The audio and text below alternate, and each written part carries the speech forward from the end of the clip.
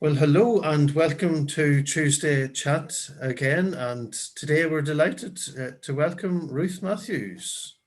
Hi, everybody. Thanks for having me. Good to have you with us, Ruth.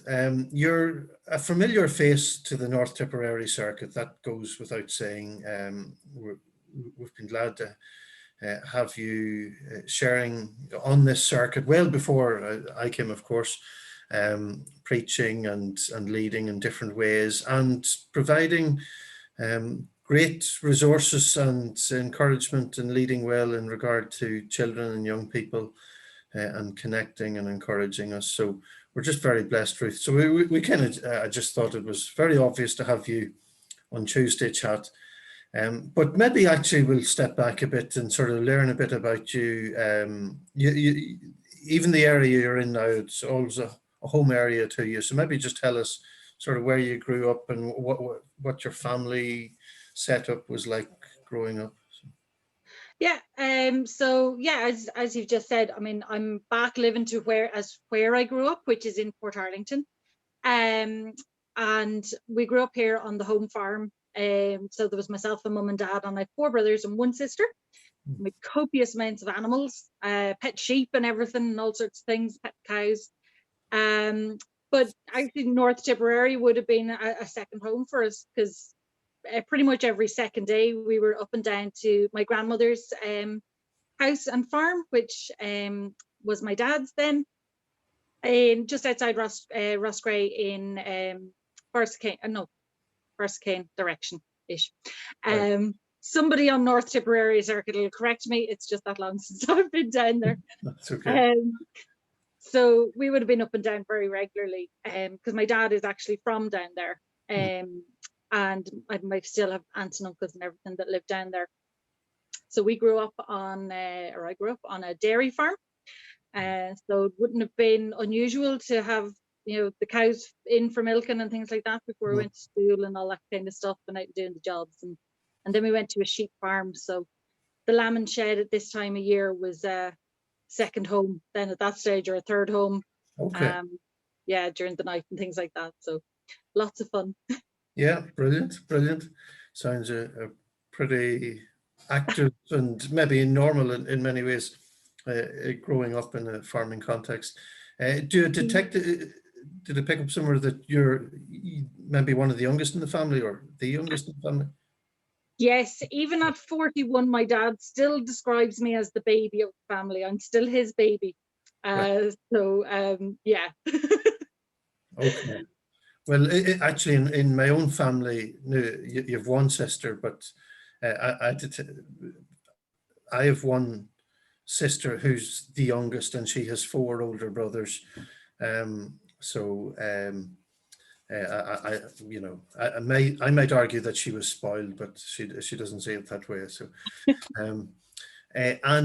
so just in terms of your home and your growing up, where does faith fit in terms of your growing up and your development in faith and maybe the church context for that? Yeah. Well, I suppose same as pretty much every family in Ireland, up until you could tell them that you weren't going anywhere, you were brought to church, whether that was to mass or wherever. So we went to the Church of Ireland here in Portarlington for my first 10 years or thereabouts. And then the rector was leaving, and mum and dad were quite close to him, and he said to them, you should really go over to the Methodist Church in Metmellick. There's a lovely minister there who's really, really good. And that was Bill Scott. Reverend Bill Scott and Wilma were over there at that stage. Yeah. So we went over and we walked in, and it was just like, it was a bit like prodigal son returning kind of thing. Just a big welcome and everything. It was lovely.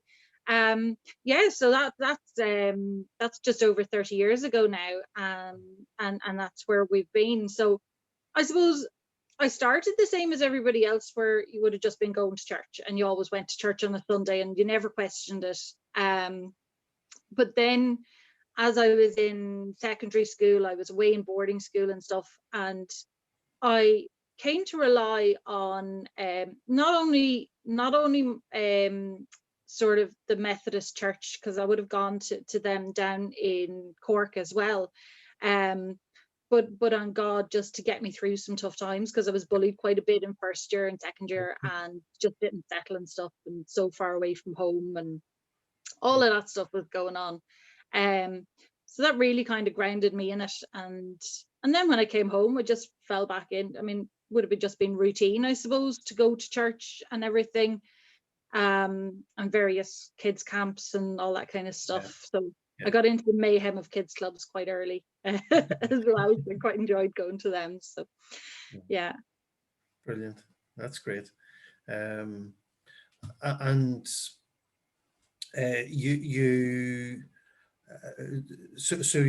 maybe tell us about your husband and family now, your home setup now. Yeah, well, Colin is my husband. He's my long-suffering husband of about, I think it's 18 years this year. We're married, which seems like only yesterday. But he always jokes that I duped him because he thought I lived in Laois, but I don't. I live in Offaly, and he's from Laois. So but anyway, the things we do for love, we move county for it. And we have 3 girls. So Grace is 15 actually this Saturday, and Caitlin is 13, and Julianne is 7. So they're keeping me well on my toes at the moment, with homeschooling and all sorts of things going on. So it's great fun here in our house at the minute.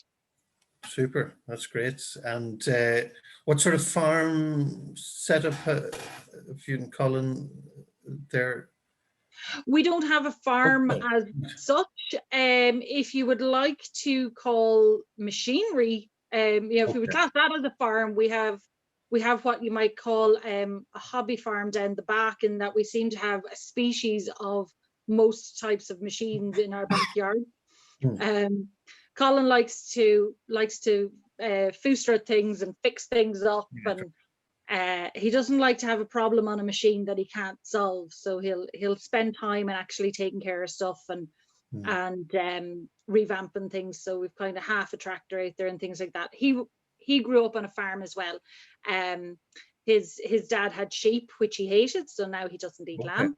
And then beef and crops as well. So nothing he likes more than when he calls into his brother-in-law and he gets the job of going and driving the combine in harvest time. So he's quite happy in those times. Very good. Yeah, super. Well, we know you as also as a local preacher here on the circuit, and we link in on the North Tipperary circuits with the Portlaoise circuit, as well as for Athlone Tullamore, for a preaching plan, and it's good to link up and work together. So when did you become a local preacher, or when did you feel that might have been something that you were feeling led to? I don't know if I had any sort of particular, light bulb moment or anything like that. I know a big turning point for me, certainly on my faith journey, was when I was in Uganda back in 1999. So probably would have been around that time. I had always said, my brother had gone to Kenya when I was little, and I'd always said, if the opportunity ever came up to go do mission work, I wanted to go. So it came up and things fell into place anyway. Brilliant. God has a funny way of making things fall into place. And I ended up on my first flight ever, and it was 14 hours to Uganda. So there was no turning back once I got on the plane. And when I was out there, you always hear stories of people kind of talking about how they're called to do something and they know God was telling them to go and all things like that. And I was kind of sitting there going, I didn't hear anything like that. And then it just hit me with Isaiah chapter 6, verse 8. And it was like, who will go? Who will I send? And I just said, here I am, send me. And that's kind of been my maybe to my detriment. That's kind of been my motto ever since, you know. Right. If somebody says, you know, who will go, I'll just say, yeah, I'll go, I'll do that. Great. So believe it or not, I used to actually be very quiet and shy. So okay. the fact that that wasn't yeah, me trying to be sarcastic. that's a revelation to some people. Yeah, so the fact that I actually kind of said to I think it was Joe Sweeney was our minister at the time, you know, that this is what I was kind of thinking of, and this is what where I thought God was sending me. I'd say probably, you know, the fact that I wouldn't actually even, you know, talk to people without them approaching me first and stuff like that probably shocked him a little bit. But that's over 20 years ago now. That's yeah, that's quite a while ago. That's about 23, 24 years ago now. Or whenever, yeah, 22 or 3 years ago. So I don't suppose I had a particular light bulb moment, but I certainly haven't had any doubts since then, if you know what I mean. So I think it was certainly a step that I was meant to take. And I know everybody keeps saying and has done for years, you know, oh, you go on now for the full-time ministry, and you're going for the full-time ministry. I have never, and I'm putting this on recording, I have never once felt the call to full-time ministry. Quite happy doing my little local preacher bit in the corner. Yeah.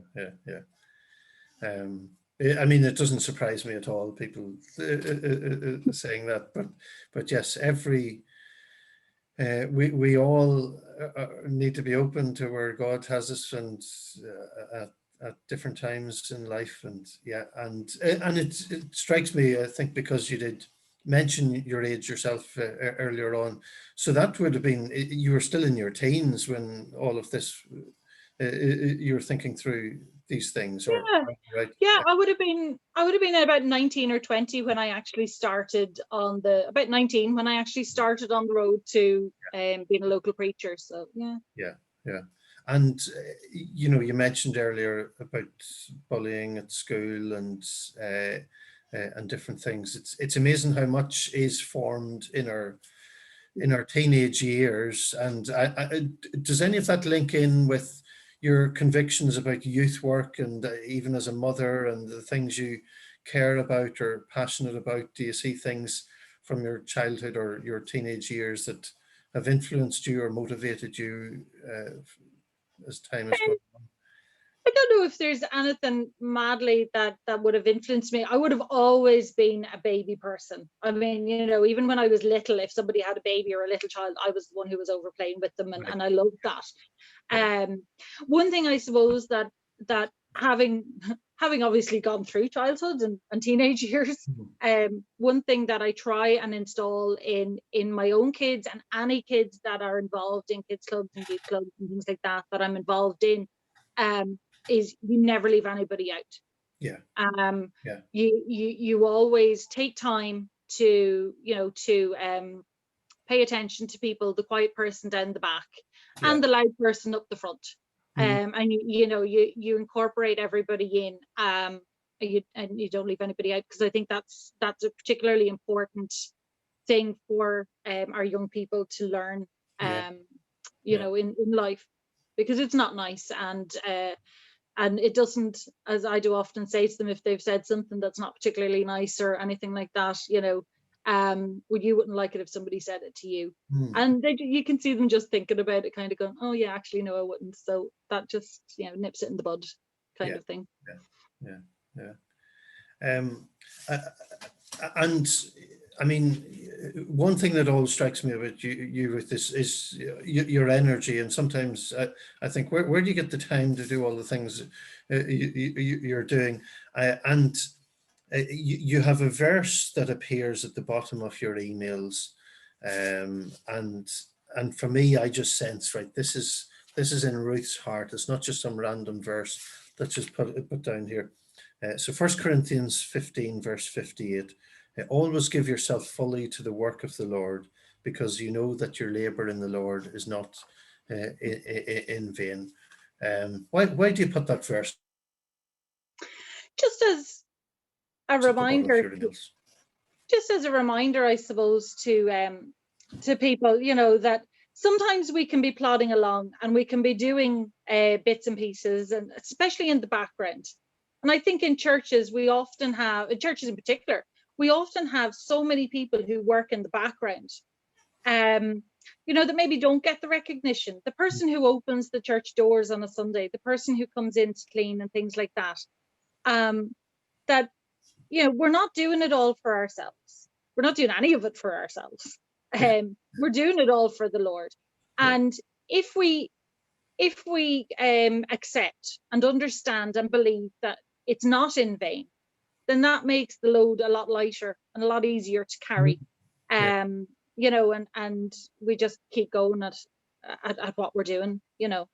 So yeah, I suppose that's why it kind of, I think, hit me. And I think especially as Irish, we're very bad at taking a compliment. You know, somebody actually, even if somebody texts me and says, you know, oh, I really enjoyed, you know, your sermon or whatever on Sunday, I'm like, oh yeah, no, that's grand. And we're really bad at taking a compliment, but it's nice to hear. Yeah. It's nice to receive. It's nice to give. But we sometimes just need a reminder that it's not for the other people that we're doing this. You know, it's for God that we're doing these things. Totally. Yeah, very certainly. Great. And you've, as well as preaching, you're now a lay leader within the Southern Methodist District. What does that, now this is a position, I suppose, when there were a lot of changes a year and a half ago in the district structures. So this position came in of a lay leader within the district. So do you want to tell us what that is about?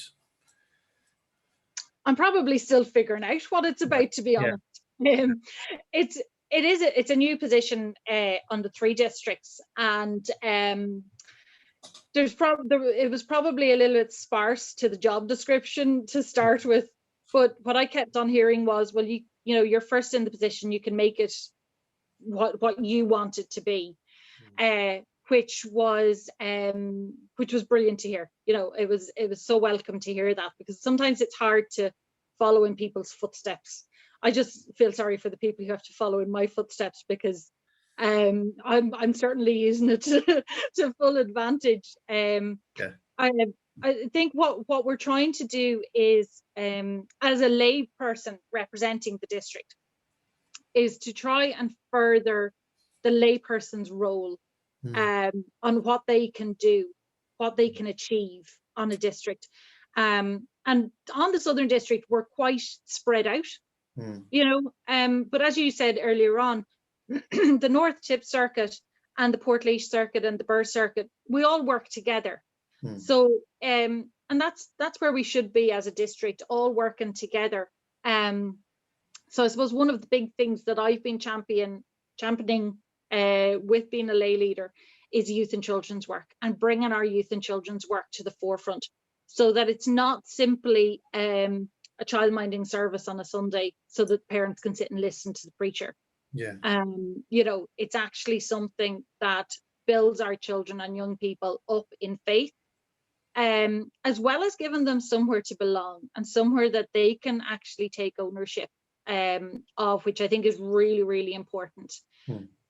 So I'm thoroughly enjoying it. I mean, there's 2 of us on the Southern District. Gilly Hines takes the more adult and approach to things, you know, and I tend to just go off with airy-fairy ideas, and Andrew gets odd emails from me going, I had this idea, is it okay? Sometimes I just ask forgiveness rather than permission, so I just keep doing Oh, well, I think you can get away with that, but they're certainly not airy-fairy ideas. It's great, the resources that you have produced and what you've organised and encouraged children and young people in, and maybe just in terms of our churches, like I think each of our circuits are not the size they used to be, and I suppose over a very long period of time, numbers in our churches in our circuits have declined. Do you want to reflect anything on the challenges there, things that we need to just be open to or sensitive going forward? If there's anything you want to say on those lines at all. Yeah, no, I think you're right, and I don't think it's certainly not just the Methodist churches. I mean, a decline in numbers and attendance and stuff is hitting churches of all denominations across the board. I suppose the one thing that I would say is, don't be afraid of change. Change isn't necessarily a bad thing. But the other side, the flip side of that is we don't have to change everything. For my business, I'm a member of the BNI in Portlaoise, and one of the key thoughts in the BNI is on tradition and innovation. And I always think of, well, we can learn from those. BNI is... The BNI is Business Network International. Okay. So it's a load of business people getting around to talk business and stuff like that. But I always think that with tradition and innovation, it can fit into our churches as well. We have learned so much from the people who've gone before us. Yeah. And we can build upon that. Yeah. But we shouldn't be afraid to innovate. We shouldn't be afraid to try new things, because you never know, they might work. People might actually enjoy them. Yeah. And it might end up being the thing that grows the church. And I don't think that we should be afraid to do that, but we also shouldn't forget where we came from. Yeah. Yeah, totally. Yeah, well, thank you for that.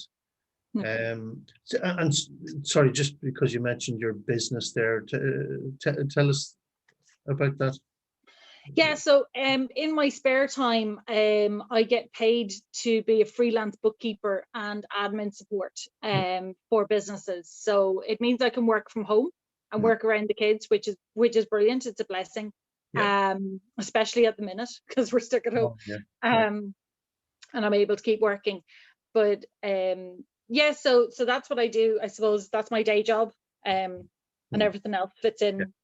Everything just sort of fits in like a jigsaw puzzle around it. Super.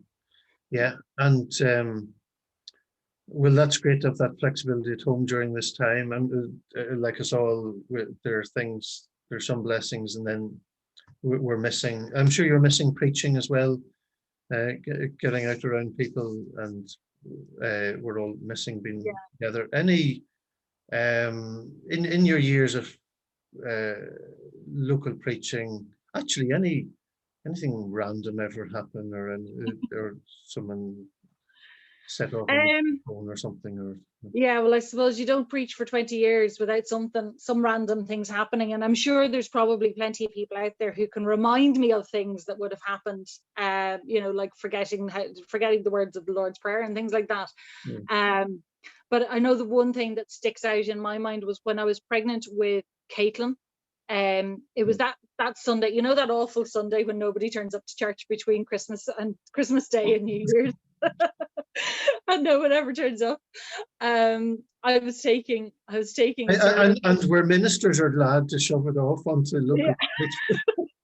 Yeah, I always get that Sunday. And I was taking the service, and we hadn't told anybody I was pregnant at that stage, and I was in the middle of the prayers for intercession, and next thing my head started to go a little bit fuzzy, and I was kind of going, no, I'll get to the end of this now. I was literally like about 2 lines away. I get to the end of this now, and I can sit down then during the hymn. And the next thing I know, I woke up and there was 4 or 5 people standing looking down at me. I had fainted in the middle of the pulpit. Thankfully, I had fallen to one side rather than the other, because if I'd fallen the other way, I would have ended up in the Christmas tree. But everybody had their heads bowed, of course, and their eyes closed. So it wasn't until there was a minute's silence nearly before they realized that I'd stopped talking. And God bless the organist down at the back. All I heard her say was, "Asher, she's grand now. We'll sing the hymn and she'll be fine." So yeah, so that's probably the most random thing that's ever happened to me in church. That's not related to youth and children. I think there's probably quite a few bits actually related to youth and children, but Yeah, brilliant, brilliant. Well, that's great. Well, as we, I suppose, come towards a close, any other hopes or dreams that you have, or just your, I suppose what radiates to me is your joyful faithfulness in the things that God calls you to in the day by day in your home and in the church and whatever. But is there anything arising out of that or otherwise that's where you feel you have a vision or hopes for either your own local setting or the wider church or anything else? yeah, I mean, I suppose one thing I'm thankful for during COVID, even though I am, as you said, I am missing the preaching. Sundays were never a day at home for me, so I'm quite enjoying the days at home, which is nice. But it's given me an opportunity to do something that I always wanted to do, which was to write resources and to put together resources and things like that. So a big one now coming out for Lent, which I'm quite excited about. So I'm kind of hoping that might continue, as long as God keeps giving me the ideas. And some of them are really airy fairy, but it's kids and young people, you get away with things like that. So as long as that kind of keeps going, I'm excited to see where that road leads. And then that's rolled out. All those resources actually that I've done have rolled out across the district, which has been wonderful. And I have people telling me that the Lent one is going to actually be going to family in Australia and Italy and things like that. So that's quite daunting. And I don't think of that when I'm putting them together. I just think of my own little group of kids. Which and some of those are from the North Tip area. So hi Amy, hi Gemma, or Jamie and Emma even. Oh dear, it's getting late in the day now. So yeah, so I suppose it's just looking forward to seeing where that leads and where that goes down the line. So that's quite fun. Yeah, super, great. Well, listen, Ruth, thank you very much for sharing with us today on Tuesday Chat, and we look forward to seeing you in person, hopefully in the not too distant future. And God bless you for your continued work. So thank you for being with us.